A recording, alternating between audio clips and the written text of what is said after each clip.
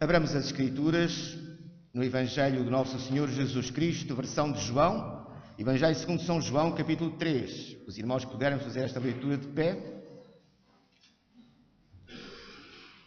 Evangelho segundo São João, capítulo 3, versículos 1 a 16. João 3, 1 a 16.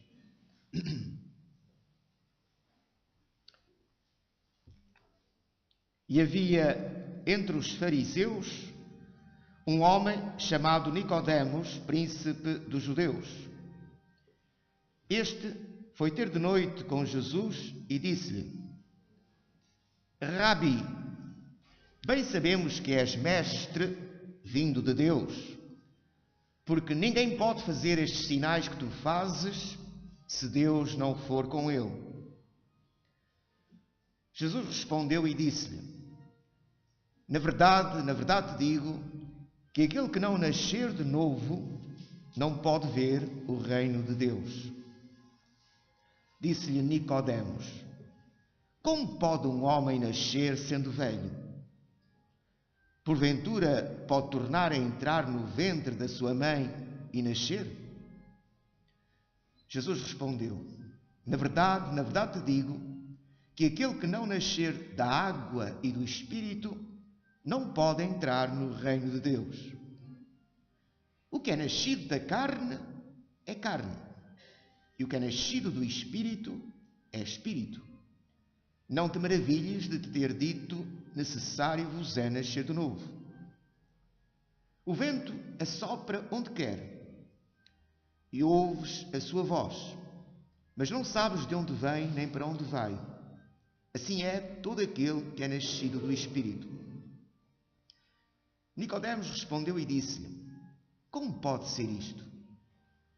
Jesus respondeu e disse-lhe: tu és mestre de Israel e não sabes isto? Na verdade te digo que nós dizemos o que sabemos e testificamos o que vimos, e não aceitais o nosso testemunho. Se vos falei de coisas terrestres e não crestes, como crereis se vos falar das celestiais? Ora, ninguém subiu ao céu senão o que desceu do céu, o Filho do Homem que está no céu. E, como Moisés levantou a serpente no deserto, assim importa que o Filho do Homem seja levantado, para que todo aquele que nele crê não pereça, mas tenha a vida eterna. Porque Deus amou o mundo de tal maneira que deu o seu Filho unigênito, para que todo aquele que nele crê não pereça, mas tenha a vida eterna.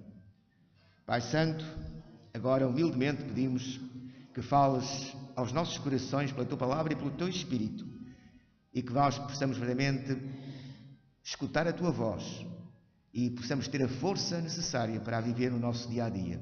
Renova-nos continuamente pelo Teu Espírito, é o que pedimos em nome do Senhor Jesus. Amém. Podeis sentar-vos.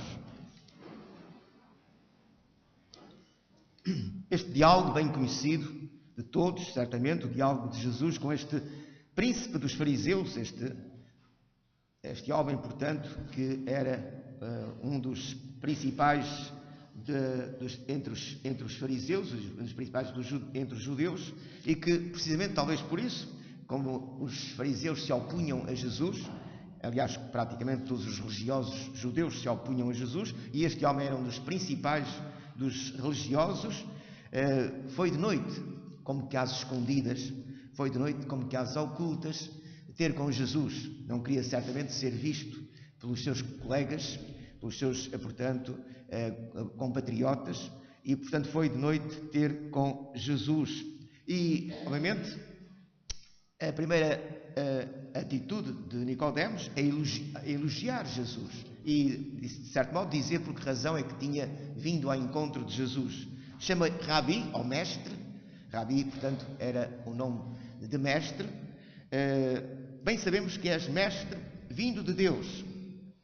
E a razão porque Nicodemos diz que não tinha dúvidas de que ele era mestre, Jesus era mestre vindo de Deus, é porque ninguém pode fazer estes sinais que tu fazes se Deus não for com ele. Aparentemente, Parece-nos que quando Jesus responde, que a resposta de Jesus não tem a ver com esta introdução de Nicodemos, mas se refletirmos bem, tem tudo a ver, obviamente, com esta introdução. É que não podemos basear a nossa fé, nem o nosso conhecimento de Deus em sinais e maravilhas, em milagres. Porque o diabo também faz milagres e maravilhas. Todos nós sabemos que quando Moisés foi comissionado por Deus para ir ao Egito libertar o seu povo, Deus deu autoridade a Moisés para fazer alguns sinais e prodígios diante de Faraó, para convencer Faraó de que ele tinha autoridade vinda de Deus. E Faraó, ele começou a fazer esses sinais, e Faraó mandou vir os seus magos, os seus feiticeiros da sua corte, e pelo menos durante algum período eles conseguiram imitar os sinais de Moisés. Eles conseguiram fazer os mesmos sinais que Moisés. É certo que houve limites e depois, a partir de um certo momento, já não conseguiram. Mas no início eles conseguiram fazer os mesmos sinais que Moisés estava a fazer. Vê, Satanás tem poder e, precisamente para confundir as pessoas, pode realizar milagres e maravilhas. Aliás, o Senhor Jesus alertou precisamente os crentes, os discípulos, para essa possibilidade. Muitos virão em meu nome e farão até tão grandes prodígios e sinais que, se possível for, até os eleitos seriam enganados. O Senhor é que não permite que os eleitos sejam enganados, porque senão os sinais que são feitos pelo inimigo e por aqueles que mesmo citam o nome do Senhor Jesus, mas estão ao serviço do inimigo, têm a autoridade para fazer alguns milagres e maravilhas. Portanto, esta afirmação de Nicodemos deixa muito a desejar. Sabemos que és mestre vindo de Deus, porque ninguém pode fazer estes sinais que tu fazes se Deus não for com ele. Cuidado, que nem sempre é assim. E por isso Jesus responde: na verdade te digo. Reparem a ênfase constante: na verdade te digo. O que Jesus, isto significa que o que Jesus está a dizer é muito importante. Portanto, devemos dar atenção àquilo que Jesus diz. Na verdade te digo, que aquele que não nascer de novo não pode ver o reino de Deus. Nós só podemos ter comunhão com Deus e só podemos verdadeiramente conhecer a Deus quando temos vida espiritual. Ou seja, o homem não possui vida espiritual. O homem nasce espiritualmente morto. Estamos a falar não em termos intelectuais, obviamente, não em termos intelectuais, não o espírito no sentido intelectual, mas o espírito no sentido de relação com Deus. Todos nós sabemos que a consequência da queda foi morte. O Senhor foi bem claro: no dia em que comerdes, morrereis. E, portanto, o homem morreu espiritualmente, ou seja, quebrou-se a comunhão com Deus. Morte é separação. E, portanto, o homem ficou separado de Deus. Chama-se morte espiritual. O homem, portanto, está morto espiritual. Pode ter inteligência e raciocínio, e tem. Pode ter muito espírito no aspecto intelectual, mas no aspecto humano, mas falta-lhe a relação com Deus, que é a verdadeira vida espiritual, a vida que se projeta na eternidade, a vida eterna, a vida espiritual. O homem não a possui. Nasce morto espiritualmente, nasce sem vida espiritualmente, nasce, portanto, pecador. E, obviamente, que nesta situação o homem não pode ver verdadeiramente, não pode ter uma relação com Deus, nem pode ver realmente o poder de Deus e a grandeza de Deus, e isso revela-se claramente nos nossos dias, como sempre se revela, em todas as gerações se revela, sempre se revelou. Revela-se nos nossos dias, que são os dias que nós vivemos, obviamente. Não podemos falar do século passado, nem dos outros séculos, mas nestes dias que nós vivemos, vemos claramente que os homens têm sempre explicação para tudo o que acontece. Mesmo para aquilo que não tem explicação, os homens procuram ter sempre alguma explicação para racionalizar, para, portanto, poder compreender aquilo que muitas vezes acontece e para o qual, verdadeiramente, não têm explicação de facto. Porquê? Porque não aceitam que seja Deus a operar, que seja Deus a agir.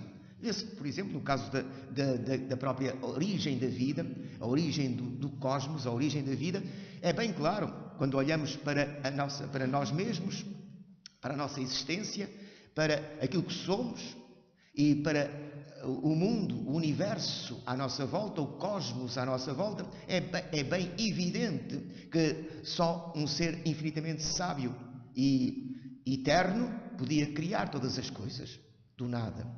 Mas os homens procuram sempre explicar a origem da vida e têm explicações que são muitas vezes ridículas ou muitas vezes absurdas, mas preferem essas explicações ridículas e absurdas ao facto, a reconhecerem que foi Deus o Criador, foi Deus aquele que criou todas as coisas. Isto prova precisamente o estado de morte espiritual em que o homem se encontra. E por isso Jesus diz, não penses que tu estás a dizer que eu sou mestre em Israel, sou mestre vindo de Deus, por causa dos sinais. Não é por aí que vais chegar a uma conclusão correta.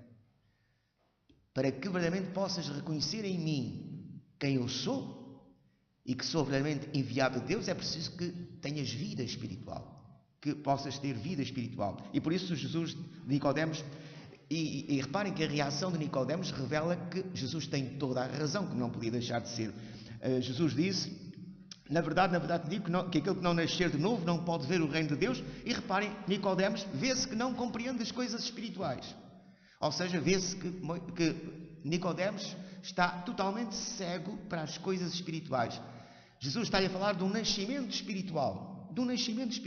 E Nicodemos pensa unicamente no nascimento físico. E por isso ele fica atónito. Eu tenho que nascer de novo. Como é que eu posso, com esta idade, com a idade que tenho, como é que eu posso voltar para o ventre da minha mãe, para o seio da minha mãe e nascer de novo? Portanto, reparem que Jesus está a falar num nascimento espiritual, numa vida espiritual, e Nicodemos revela claramente que Jesus tem razão. Ele não pode realmente lá chegar sem este nascimento espiritual. Porquê? Porque ninguém pode compreender as coisas de Deus senão pelo Espírito Santo de Deus.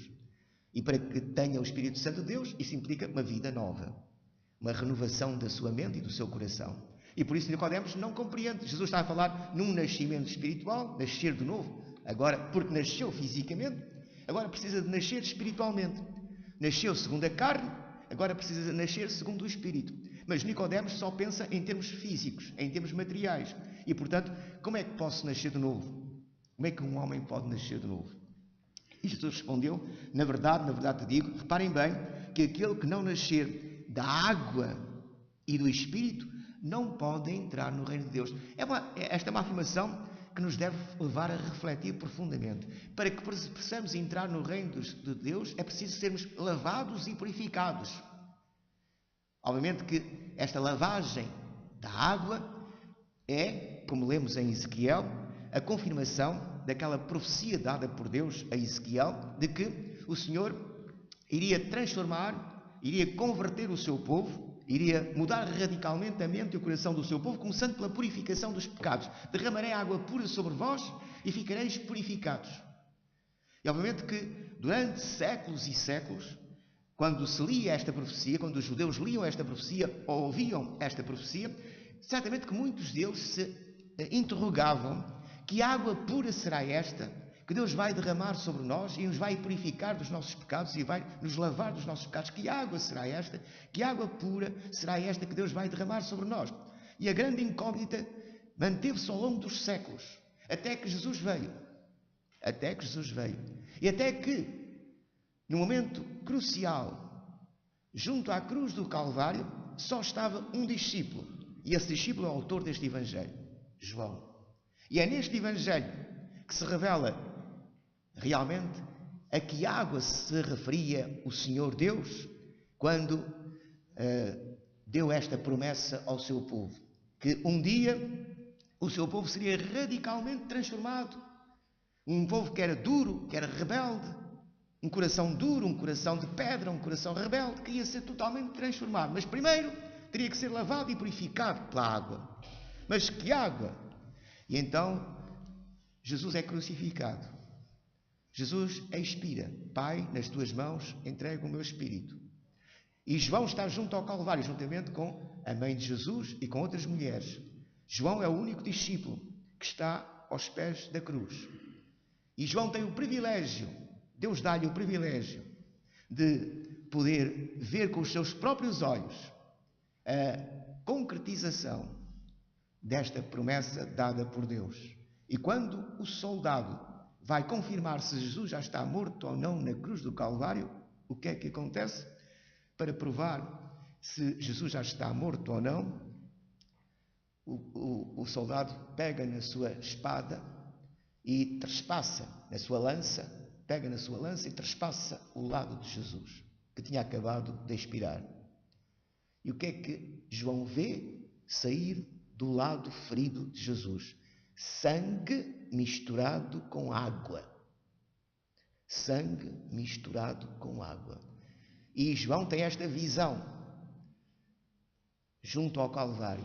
Então, João não tem dúvidas depois de afirmar na sua primeira carta que o sangue de Jesus Cristo, seu Filho, Filho de Deus, nos purifica de todo o pecado. Então, esta água pura que o Senhor prometeu derramar sobre o seu povo é o sangue do seu próprio Filho. E por isso, da cruz do Calvário jorrou no lado de Jesus ferido sangue misturado com água. Eis como Jesus, como Deus mostrou a João a água pura. Porque reparem, a água pura não podia ser a água do Jordão. A água do Jordão é tão impura como qualquer outra água. Nem podia ser a água do batismo. A água do batismo é tão impura como qualquer outra água. Embora seja um símbolo, o batismo seja um símbolo dessa água, dessa lavagem, dessa purificação. Essa água do batismo é um símbolo dessa lavagem, dessa purificação. Mas não é essa água que purifica, é o sangue de Jesus Cristo vertido na cruz do Calvário que nos purifica de todo o pecado. O batismo é apenas, esta lavagem no batismo é apenas um sinal, uma figura dessa purificação, dessa lavagem. E por isso, o Senhor Jesus disse a Nicodemos, primeiramente é preciso que sejas purificado do teu pecado. É preciso que sejas totalmente purificado. Uma lavagem total. E só Deus pode verdadeiramente lavar-te e lava-te espiritualmente, lava-te e purifica-te pelo sangue do seu amado Filho derramado na cruz do Calvário. E depois é necessário que tenhas um novo coração. Reparem na profecia de Ezequiel, derramarei água pura sobre vós e ficareis purificados de todos os vossos pecados, tirarei o coração de pedra e darei um coração de carne. É preciso uma renovação e colocarei nesse coração de carne, nesse coração sensível, já não é duro, nem rebelde, nem resistente ao Espírito Santo, a esse coração sensível que se abre, então eu colocarei o meu Espírito e farei que andeis nos meus caminhos e nos meus estatutos, ou seja, a própria obediência a Deus é consequência da ação do Espírito que está em nós. Então, agora há uma nova criação. Nós nascemos de novo, nascemos da água e do Espírito. E sem este nascimento, sem esta transformação da nossa mente, do nosso coração, sem esta lavagem purificadora pelo sangue de Cristo, sem este novo coração, sem esta mente renovada, como o apóstolo Paulo dirá, a mente de Cristo, sem termos a mente de Cristo, não podemos ter comunhão com Deus, não podemos ter acesso a Deus. Ainda hoje, no Salmo que lemos na escola dominical, o Salmo 15, a grande interrogação é quem estará no tabernáculo, quem subirá ao Monte Santo, quem poderá estar na presença de Deus no tabernáculo, quem poderá entrar e estar no tabernáculo. Obviamente que só lavados e purificados pelo sangue de Cristo, só renovados pelo Espírito Santo, é que podemos verdadeiramente ter comunhão com Deus e ter acesso à presença de Deus. E isso é um novo nascimento, é nascermos do Espírito. E reparem, agora podemos ter vida espiritual. Agora podemos ter comunhão com Deus. Se a morte é separação, é ruptura, é quebra da comunhão com Deus, agora, pelo sangue de Cristo e pela esta obra purificadora e renovadora e regeneradora do Espírito Santo, nós temos de novo comunhão com Deus. Temos, portanto, vida espiritual. Na verdade, digo que aquele que não nascer da água e do Espírito não pode entrar no reino de Deus. Por uma razão muito simples, que Jesus dá. O que é nascido da carne é carne. Se é carne, não tem vida espiritual. E, portanto, não pode ter comunhão com Deus. Mas o que é nascido do Espírito tem vida espiritual. Não te maravilhes, pois, de ter dito que necessário vos é nascer de novo. E agora podemos perguntar, como aliás fez Nicodemos, como é que isto se faz? E Jesus dá uma ilustração, uma imagem muito interessante. Já vamos ver porque que nós dizemos muito interessante. Ele pega no vento, a imagem que representa o Espírito é o vento. Jesus diz, o vento assopra onde quer. Reparem, Deus é soberano. O novo nascimento é fruto da soberania de Deus. Não somos nós que decidimos nascer de novo, é Deus que decide que nós nascemos de novo. E obviamente que o Espírito é soberano. O vento sopra onde quer. Nós, diz o Senhor Jesus a Nicodemos, o vento sopra onde quer. Ouves a sua voz, mas não sabes de onde vem nem para onde vai. Assim é todo aquele que é nascido do Espírito. Ou seja, o Espírito é soberano. Age onde quer, como quer, em quem quer. Nós só podemos ver os efeitos. Não podemos ver o Espírito a agir em si, porque é Espírito, obviamente. Não podemos ver o Espírito a agir. Mas vemos os efeitos. Nós não vemos o vento. O que vemos é os efeitos que o vento produz. Nós vemos, portanto, a força do vento, sentimos a força do vento, e quando são ciclones é bem visível a força sente-se bem a força do vento, e vê-se os efeitos do vento, e de que maneira, mas o vento não vemos. Ou seja, nós não vemos o Espírito a agir, mas vemos as consequências dessa ação do Espírito em vidas transformadas, em vidas renovadas. Não sabemos de onde é que vem, nem para onde é que vai, mas o facto é que quando nós somos guiados pelo Espírito, não sabemos muitas vezes aonde é que o Espírito nos vai levar e como é que Ele nos vai levar, mas o facto é que Ele nos leva.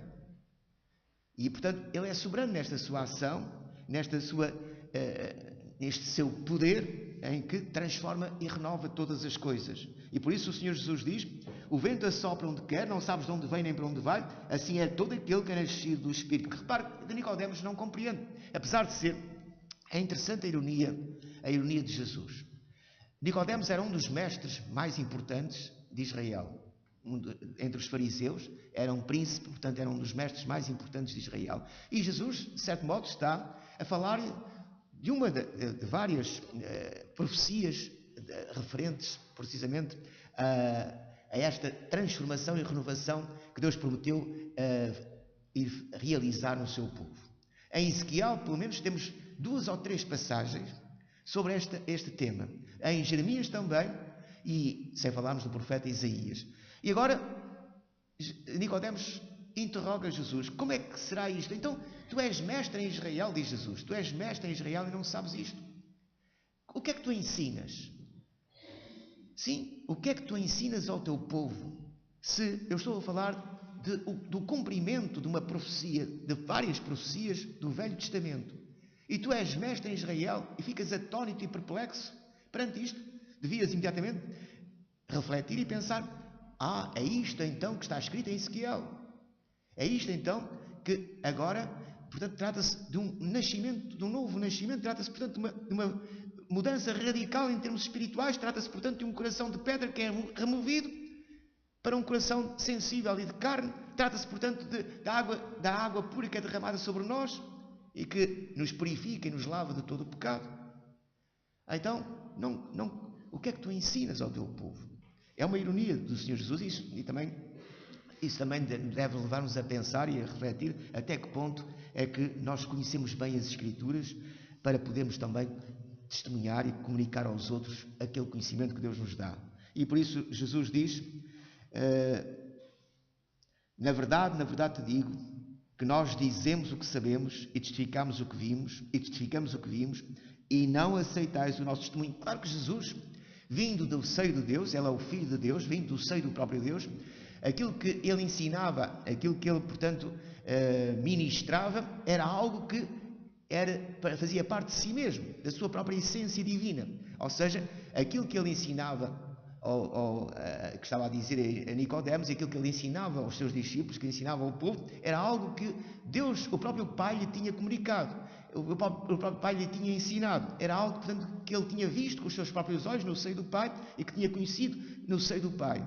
Portanto, ele estava a falar sabendo do que estava a dizer e sabendo, portanto, do que estava, portanto, a ensinar. E Jesus diz: na verdade digo que nós dizemos o que sabemos e testificamos o que vimos, e não aceitais o nosso testemunho. Se vos falei de coisas terrestres ou terrenas, e não crestes, como crereis se vos falar das celestiais? Jesus falou acerca do nascimento. Jesus falou acerca do vento. É certo que nascimento espiritual, mas todos nós sabemos o que significa nascer. Todos nós sabemos o que é o vento. E Jesus disse: se vos falei, se dei exemplos terrenos de nascimento, de vento, e não crestes, não compreendestes, como é que podereis compreender se eu vos falar apenas em termos espirituais? Se vos falar apenas em termos espirituais. E então, Jesus, chegamos ao ponto crucial da mensagem, cremos nós, o ponto crucial da mensagem de Jesus para Nicodemos, onde ele diz: ninguém subiu ao céu, senão o que desceu do céu. Notai, ninguém pode, pelos seus próprios esforços, pela sua sabedoria, pelo seu conhecimento, chegar aos céus. Porque não tem vida espiritual. Porque a carne não chega aos céus. A nossa mente, o nosso raciocínio humanos não chegam ao conhecimento de Deus. Por isso é que é necessário que Deus se revele. Por isso é que é necessário que o Espírito Santo nos ilumine e nos dê entendimento, até para compreender a revelação de Deus. Porquê? Porque nós estamos cegos espiritualmente, estamos mortos espiritualmente e não podemos, por nós mesmos, vivermos. Só Deus nos pode dar vida.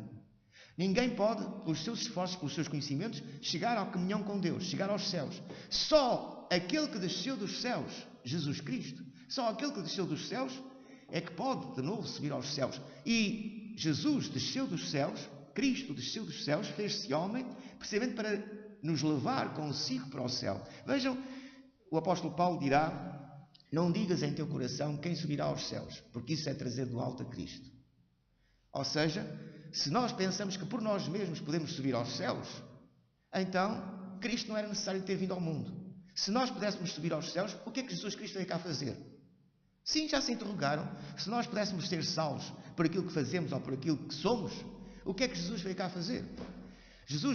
Cristo veio ao mundo, fez-se homem na pessoa de Jesus, precisamente porque todos nós estamos perdidos. E nada podemos fazer para subir aos céus. Nem podemos chegar lá. Então foi preciso que Cristo viesse, na pessoa de Jesus, viesse até nós, para depois, Ele sim, cumprir a lei, Ele sim, fazer tudo aquilo que era necessário fazer para subir aos céus. E depois, levar-nos consigo para os céus. Portanto, ninguém pode subir aos céus, senão aquele que desceu dos céus. Isto é uma afirmação tremenda, de que ninguém se pode salvar. Ninguém se pode salvar. Por isso é que é necessário um Salvador.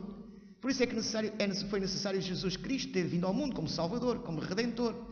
Se nós nos pudéssemos salvar, Jesus não tinha vindo fazer coisa alguma de importante. Não, o que é que Ele tinha vindo cá fazer? Já nos interrogamos, o que é que Ele tinha vindo cá fazer? Se nós nos pudéssemos salvar. Ele veio precisamente porque nós não nos podemos salvar. Ele veio salvar-nos. Não veio apenas dar-nos a oportunidade de nos salvarmos. Ele veio salvar-nos. Ele veio dos céus buscar-nos e salvar-nos. Ele vinha buscar e salvar o que estava perdido. Ele veio precisamente dos céus para subir connosco aos céus. Nós não podíamos subir. Estávamos perdidos, mas Jesus veio dos céus e para subir de novo aos céus, mas agora sobe aos céus connosco. Por isso, a nossa vida está já escondida com Cristo em Deus, como diz Paulo. A nossa vida está já escondida com Cristo. Se é que já nascestes de novo, se é que nascestes de novo, se é que já ressuscitastes com Cristo, então a vossa vida está escondida com Cristo. Se é que já ressuscitastes com Cristo, já nascestes de novo, então a vossa vida está escondida com Cristo em Deus. Então a nossa vida está escondida com Cristo. Foi isso que Cristo veio fazer. Veio buscar-nos, veio salvar-nos, veio levar-nos consigo para os céus. Porque senão nós nunca poderíamos subir aos céus. Louvado seja o nosso Deus, porque nós não podíamos subir aos céus, Ele veio dos céus para nos levar para os céus. E por isso o seu lugar é nos céus, e agora Ele está nos céus, e a nossa vida verdadeiramente está escondida com Ele. E quando Ele se manifestar de novo, quando Ele se manifestar, então nós também nos manifestaremos com Ele. Ou seja, há esta vida que nós começamos a usufruir aqui na terra, nesta peregrinação, esta nova vida, nascemos de novo, somos uma nova criação, as coisas velhas passaram, tudo se fez de novo, estamos em Cristo, Cristo está em nós, mas é apenas são o início de uma vida eterna. São apenas as primícias de uma vida eterna. Digamos, a plenitude desta vida está nos céus. E quando nós partirmos, quando o Senhor nos chamar à sua presença, nós vamos desfrutar desta plenitude, que já é uma realidade presente, mas apenas como primícias, apenas como os primeiros frutos de uma vida que tem a plenitude nos céus. E essa plenitude já está escondida com Cristo em Deus. Então, vejam que como nós devemos ser gratos e reconhecidos para com o nosso Deus, que vendo a nossa miséria, o nosso pecado, que não podíamos subir aos céus, nem podíamos ter comunhão com Ele porque estávamos mortos espiritualmente, éramos carne e não podíamos ser mais do que carne, Ele nos deu vida espiritual, enviou o seu Filho, que desceu dos céus, para subir connosco aos céus. E então Jesus acrescenta: ninguém subiu ao céu, senão o que desceu do céu, o Filho do homem que está no céu. E como Moisés levantou... Este é um momento importante do Evangelho. E como Moisés levantou a serpente no deserto, assim importa que o Filho do homem seja levantado, para que todo aquele que nele crê não pereça, mas tenha a vida eterna. Vejam por que razão é que Jesus morreu na cruz do Calvário. Por que razão é que Jesus foi levantado da terra na cruz. Não temos tempo, mas quando o povo de Israel estava no deserto, sempre murmurou, sempre, enfim, procurou, sempre foi rebelde, muitas vezes foi idólatra, mas sobretudo ele murmurou contra Moisés e contra Deus. Ele estava no Egito, era escravo no Egito, uma servidão terrível. Deus o libertou de uma forma maravilhosa, como nós sabemos, através de Moisés, mas não foi Moisés que libertou o seu povo, foi Deus que libertou o seu povo. Moisés e Arão foram apenas instrumentos nas mãos de Deus para libertar o seu povo do Egito, mas com sinais e maravilhas tremendos. E depois Deus abriu o Mar Vermelho, quando o povo já não tinha escapatória possível, estava entre o mar e os seus inimigos, os egípcios, que queriam recuperá-los de novo e voltá-los a trazer para o Egito como escravos. Deus abriu o Mar Vermelho e eles passaram o Mar Vermelho a pé enxuto. Quando os egípcios que os perseguiam entraram aproveitaram aquela abertura do mar e entraram por aquela abertura tentando em perseguição de Israel, Deus fechou novamente o Mar Vermelho, eles ficaram todos sepultados, os egípcios ficaram todos sepultados no mar, e Deus libertou assim o seu povo. O povo viu tudo isto, viu os sinais que tinham sido feitos no Egito, viu o Mar Vermelho aberto, viu o que aconteceu aos egípcios, viu como Deus agiu de uma forma maravilhosa e poderosa para libertar o seu povo. E agora, passado alguns anos, alguns meses, nem anos, alguns meses, já estava a querer regressar para o Egito. Aqui neste deserto não temos nada para comer, é sempre a mesma coisa, sempre aquele maná, que pão, que já estamos enfastiados de tanto maná, sempre a mesma coisa, em vez de estarem reconhecidos e gratos porque Deus os estava a alimentar no deserto e os alimentou durante tanto tempo no deserto. Não, eles estavam murmurando: queremos voltar para o Egito, ao menos no Egito temos cebolas, temos comida com fartura. Já nem se lembravam do que tinham sofrido. É assim a gratidão dos homens e a memória dos homens. Então, isto suscitou a ira de Deus. E Deus enviou serpentes venenosas para o meio do arraial do povo no deserto. E todo aquele que era mordido pela serpente morria. E muitos começaram a morrer. Então o povo reconheceu a mão de Deus e clamou a Moisés: intercede por nós diante de Deus, porque estamos todos a morrer com estas serpentes que são venenosas e que nos mordem. Estamos todos a morrer. E Moisés orou, e o Senhor diz: levanta uma serpente de metal, uma serpente igual a essas, mas de metal, e coloca numa haste alta. Essa serpente de metal, coloca numa haste alta. Todo aquele que for mordido pela serpente e olhar para a serpente de metal não morrerá, viverá. Vê do Evangelho. Também todos nós temos em nós o veneno mortal da serpente. A serpente mordeu-nos a todos. Estamos condenados à morte. Desde Adão e de Eva, a serpente colocou o seu veneno na humanidade. Estamos todos sujeitos à morte. Todos fomos mordidos por esta serpente. O Evangelho é este. Estamos todos condenados à morte. Mas se olharmos para Jesus Cristo, se olharmos para a cruz do Calvário, seremos salvos. Se olharmos para Jesus Cristo, não morreremos, viveremos. E é importante notar uma coisa. Não havia nenhuma virtude nem poder na serpente de metal, que depois até teve que ser destruída mais tarde, anos mais tarde teve que ser destruída, porque, como é óbvio, já estava a ser motivo de idolatria. Muitos já estavam a pensar que a serpente de metal tinha virtude em si e teve que ser destruída. Mas não havia virtude nenhuma na serpente de metal. A virtude estava na obediência a Deus. Porque era por causa da desobediência, da murmuração, que o povo estava a morrer. Agora, por um ato de obediência à palavra de Deus, foi a palavra de Deus que disse: olha para a serpente e não morrerás. Agora, ou se crê ou não se crê. Reparem, os israelitas que tinham sido, mordidos pela serpente, que tinham o veneno da serpente, podiam ter esta reação. O quê? O veneno está no meu sangue, eu vou morrer, e agora só por olhar para aquele objeto, eu não vou morrer. Está tudo, mas é louco. E não olhava, morria. Mas aquele que cria na palavra de Deus, acreditava na palavra de Deus, mesmo que pudesse ser loucura aos olhos dos homens, não é isso o Evangelho, não diz Paulo que o Evangelho é loucura para os que se perdem, mas é o poder de Deus para aqueles que se salvam. Aqueles que, portanto, pensavam que era loucura, não olhavam, morriam. Mas aqueles que acreditavam na palavra de Deus, mesmo que fosse impossível, mas se Deus disse, é a palavra de Deus, olhavam para aquele objeto e não morriam. O facto é que não morriam. Então, irmãos, o Evangelho pode ser loucura.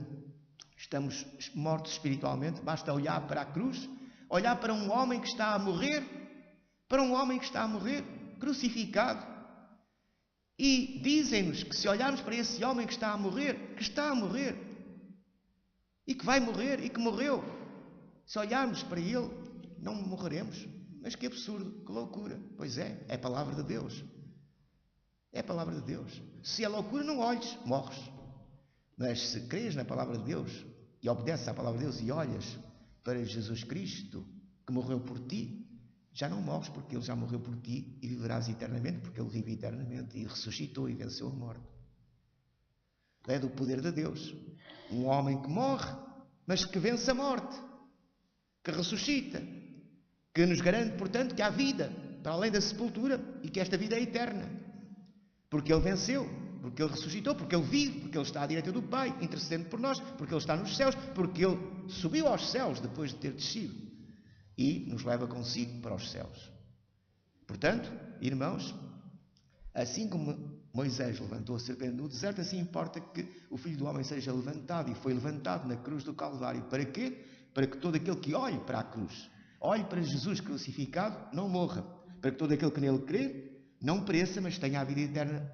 Porque Deus amou o mundo, vejam, o mundo que é um mundo rebelde, um mundo que vive como se Deus não existisse, um mundo que vive de uma forma contrária à vontade de Deus. Mas Deus amou o mundo de tal maneira que deu o seu Filho unigênito, para que todo aquele que nele crê não pereça, mas tenha a vida eterna. Notai uma coisa muito importante.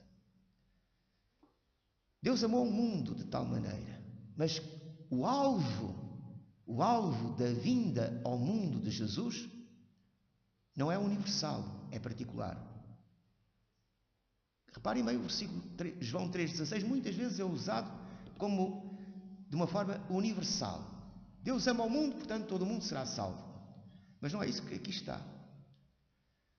Há um alvo e esse alvo é particular. Deus amou o mundo todo, de tal maneira, com tanta intensidade. Este tal maneira significa tanta intensidade, um amor tão profundo, tão intenso. E de que maneira? Para dar o seu filho da maneira como deu, para ele sofrer como sofreu. É um amor intenso. Deus amou o mundo de tal maneira, mas para quê? Para que todo o mundo fosse salvo. É esse o alvo, para que todo o mundo fosse salvo. Vejam o que é que lá está. Para que todo aquele que nele crê, e só aquele que nele crê, todo aquele que nele crê, mas só aquele que nele crê, não se perca, mas tenha a vida eterna. Então reparem, o amor de Deus pode ser universal, sem dúvida, mas o alvo é particular. O alvo é particular. E isto confronta-nos. Queremos ou não queremos? É que Deus amou o mundo de uma maneira intensa, profunda, sem dúvida. Mas só aquele que crê é que será salvo. Só aquele que crê, só aquele que olha para Jesus com o veneno mortal da serpente em si, portanto condenados à morte, só aquele que olha para Jesus. Mas reparem, Deus podia nos ter deixado, como podia ter deixado o seu povo morrer, e bem merecia, segundo os nossos critérios, bem merecia. Então Deus faz o que fez por eles, e eles agora querem voltar para o Egito, andam a murmurar e em vez de agradecerem o maná, estão a dizer: já estamos fartos disto, queremos é voltar para o Egito. Então merecia ou não merecia morrer no deserto, como afinal muitos morreram? Mas Deus teve misericórdia, Deus amou de tal maneira o seu povo, que lhe deu um Salvador, que lhe providenciou uma salvação, levantando Moisés aquela serpente de metal. E todo aquele que olhasse obediência à palavra de Deus, já não morria, viveria.